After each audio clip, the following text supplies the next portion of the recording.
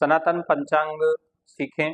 इस क्रम में हम आगे समझने की चेष्टा करते हैं कि पंचांग पर हर पृष्ठ पर कोई न कोई जानकारी हमारे उपयोग के लिए दी गई है। सनातन पंचांग में प्रत्येक पृष्ठ पर दी जाने वाली जानकारी को समझें।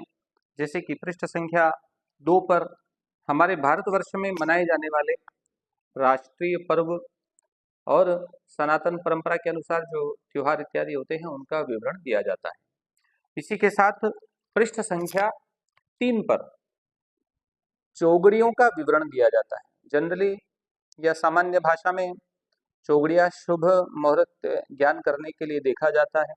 आम जनमानस में इसका अत्यंत प्रचलन है और कोई भी कार्य करने से पूर्व प्रतिदिन के चौगड़िए की गणना उस समय को समझ करके की जाती है। तो दिन भर को 24 घंटों में मानते हुए प्रातःकाल 6 बजे से लेकर के सायंकाल 6 बजे तक सूर्योदय सूर्यास्त मानते हुए एक सामान्य औसत मान के अनुसार इनका 1.5 घंटे का मान मानते हुए दिन के चौगड़िए तथा रात्रि के चौगड़िए किस वार को क्या चौगड़िया होगा और दिन में और क्या होगा रात में, कौन सा चौगड़िया कितनी बजे से कितनी बजे तक होगा, इसका विवरण इस सारणी को देख करके समझ सकते हैं।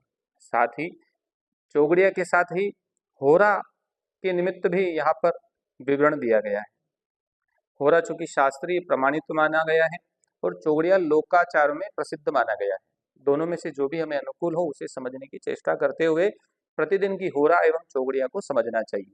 उसी के साथ राहु काल का भी विवरण इसी पृष्ठ पर दिया जाता है कि प्रतिदिन राहु काल कितनी बजे से कितनी बजे तक होगा, यह विवरण भी इसी पृष्ठ पर दिया गया है।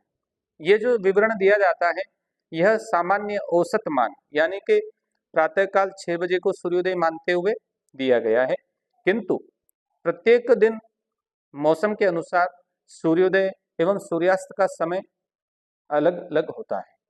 तो उस विषय को हम आगे डिटेल में समझने की चेष्टा करेंगे और इसके बाद आगे बढ़ेंगे। इसी प्रकार से आगे भी जानकारी के लिए हमसे जुड़े रहें। ओम तत्सत।